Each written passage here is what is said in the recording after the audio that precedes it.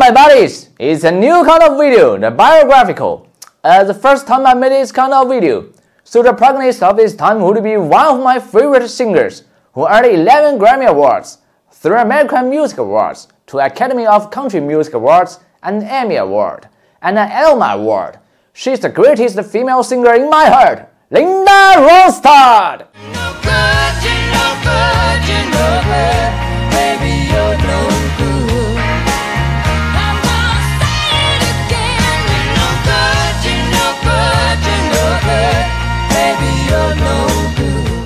And if you wonder why I'm talking English about Mandarin, well, the tone of Mandarin is pretty good for comedy, but doesn't fit a good story.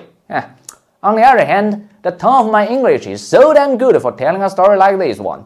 So, sit down and make yourself comfortable. Walking with me, go through the path of琳达朗丝黛. Linda Maria Ronstadt was born in Tucson, Arizona on July 15, 1946, the third of 4 children. Not like most of these kind of stories. A kid came from poor family had nothing but her dream. Oh no, amigo. Actually, her family was pretty rich. Linda's father, Gilbert Ronstadt, was a prosperous machinery merchant who ran the F. Ronstadt Company, who came from a pioneering Arizona ranching family, and was of Mexican descent with a German male ancestor. The family's influence on and contributions to Arizona's history, including wagon making, commercial, pharmacies, and music, are documented in the Library of University of Arizona. And her mother, Ruth Mary Ronstadt, was a homemaker, whose family got German, English, and Dutch ancestry, was raised in Flint, Michigan. Ruth Mary's father, Lloyd Goff Copperman, a prolific inventor and holder of nearly 700 patents, invented an early form of the electric toaster, many refrigerator devices, the grease gun, the first electric stove, and an early form of the microwave oven. His flexible rubber ice cube tray earned him millions of dollars in royalties. But her grandmother had Parkinson's disease. He spent a lot of money trying to find a cure. So, both of her parents are from rich family, and the bloodline of Mexican is the reason why she can also sing Spanish songs. Okay, let's get back to her father's father, Federico Augusto Ronstadt, a wagon maker, but his true passion was music. So they started the club of Philharmonico Tucsones. He wrote the arrangements and taught everybody how to play their instruments. He was like the music band. Linda said, "If you want to serenade your sweetheart, you'll get my father's band to go." And if he had a wedding or funeral, he loved that show for that. At the first time Linda's mother saw her dad, he was riding his horse up the steps of her sorority house. Her dad had a lovely baritone tenor voice and knew a lot of beautiful Mexican love songs that were rooted in his childhood. He serenaded Ruth underneath her balcony, and she felt big for it. Linda grew up in Tucson, the last 10 acres of her grandfather's cattle ranch. They were very isolated, so you wanted entertainment, you have to make your own. Fortunately, there was a lot of music in that house. Some of them came to the radio, and that was her best friend in the world. They had amazing radio in Tucson because it was really close to the border. They can get Louisiana high right, American standards, and her grandparents were classical music devotees, and her dad would be playing Mexican songs on piano when he came home. Her mother playing some Gilbert and Sullivan pieces. Her sister, Gretchen, loved country music. Her brother Peter is singing really high soprano.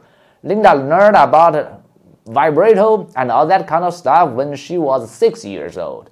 Like today's saying, this whole family is a bunch of music genius. At age 14, Linda and Gretchen and Peter formed a folk trio named the New Union Ramblers. The group played folk, country bluegrass, and Mexican. They even recorded themselves at a Tucson studio. But after all, Tucson is not a big city for music business. So, in 1964, after a semester at the University of Arizona, Linda decided to move to Los Angeles, California. That year, she was 18 years old. Another story started by dropping out of college to pursue the dream. But hey, if their students are watching this video, just don't drop out of school, okay? Otherwise, I'm gonna tell your mama. Back to our story. LA, a city that builds your dreams. This is the beginning of Linda's true career. Her friend from Tucson, Bob Kimmer, was co-writing folk rock songs with guitarist/songwriter Kenny Edwards. The three of them hit it immediately. And eventually, they were signed by Nick Van Etten to Capitol Records in the summer of 1966 as the Stone Ponies. The trio released 3 albums in a 15-month period in 1967 to 68, and widely known for their hit single Different Drum.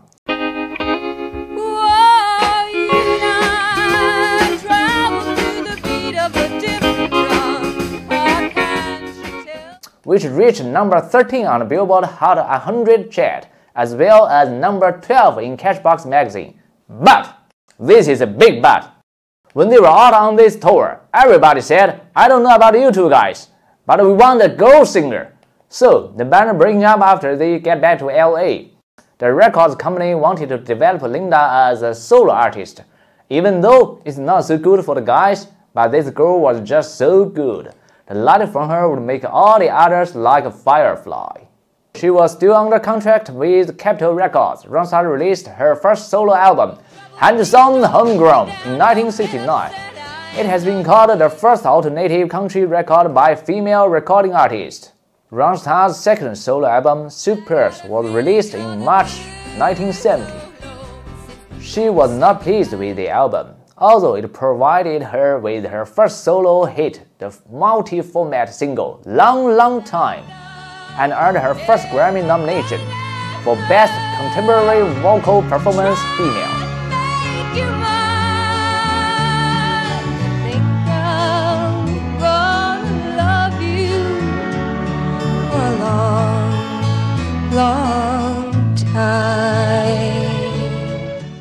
During the period, Don Henley moved to LA and started his music career, as you guys know from Hotel California Eagles. He's the one who sings that song. And Don started his career as a drummer. Once Linda heard his performance and thought, he's really good. At that time, she needed a back band quickly for touring, so her producer hired Tom for $250 a week.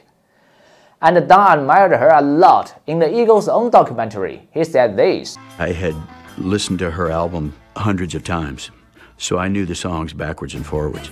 And I guess I passed the audition because I got the job. And she could hang with the guys, you know. She could drink tequila with the rest of us and hold her own. Just look the smile on his face when he's talking about Linda. That can't be fake. She's his favorite singer of all time. She could seem vulnerable and very feminine, but when she opened her mouth to sing, everything got different. You know, it was just incredible. You knew that there was a very solid core and a very determined woman. And of course, a few days later, Don brought his pal Glenn Frey as a guitarist, who is another member of Eagles in the future. And meanwhile, unlike the guys from Eagles, who only keep their relationships as friends and music partners, J.D. Souther, a music producer, he thought, she's so cute on stage, I want she cook me dinner. And you know what? Linda said, okay, give me your phone number. And a few days later, she lived with him. Yeah, it was really that easy. This lucky bastard. But eventually, they broke up. I couldn't find the exact time, but I bet it's not for a long time. The song Desperado came from this time. Linda sings it, Don sings it as Eagles. And it's also the title and title track of Eagles' first album. It's one of my favorite songs. Desperado, why don't you come to your senses? Desperado, why don't you come to your senses? By the mid-1970s, Linda became a famous singer. She won the Grammy for Best Country Vocal Performance Female with the song I Can't Help It in 1976. I can't help it if I'm still in love with you. And the next year, won the Best Contemporary Vocal Performance Female with the album Hasten Down the Wind, and the song Blue Bayou, which I loved very much, nominated Record of the Year in 1978.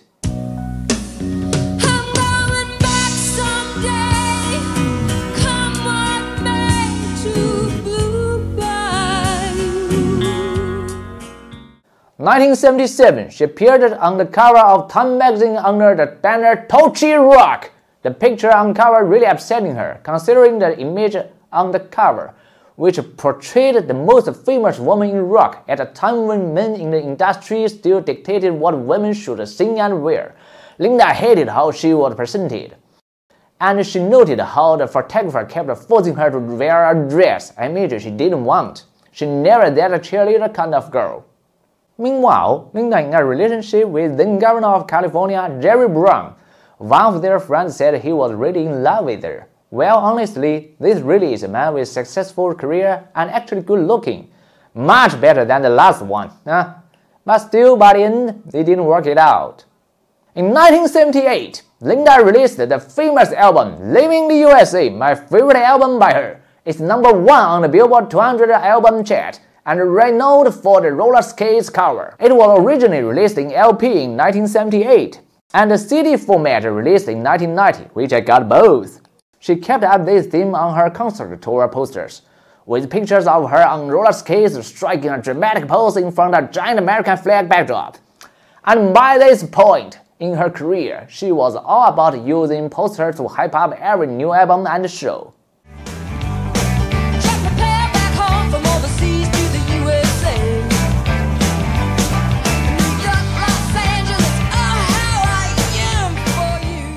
In 1980, she released Mad Love. It's also a fantastic album. Personally, I recommended the song Hurt So Bad in it. Well, let me tell you that it hurts so bad. It makes me feel so sad.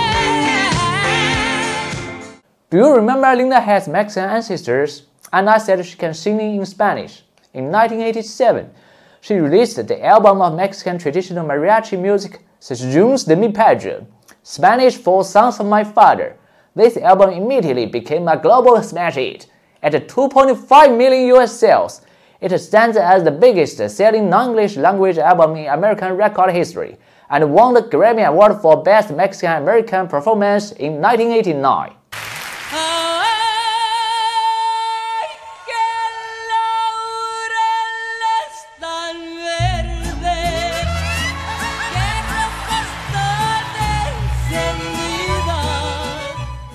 Same year, Linda released this long-name album, Cry Like a Rainstorm, Howl Like the Wind, and amazingly, she invited Aaron Neville to sing some songs together. Linda got a powerful soprano tone, and Aaron has a tender tenor. The voice they made together is truly the sound of heaven. And there were 2 songs won the Grammy in this album, Don't Know Much and All My Life, won the Best Pop Performance by a duo or group with vocals. Look at these eyes, they've never seen what matters. Look at these dreams, so big and so better. I don't know much, but I know I love you. And that may be all I need to know. And be shocking that from the end of 1983 to 1988, Linda engaged to George Lucas. Yes, the George Lucas, who created Star Wars. Can you believe that? But still, this relationship didn't work out either. Linda never got married. As the time entered the 1990s, Linda continued to release new songs and perform in some musicals and variety shows on TV.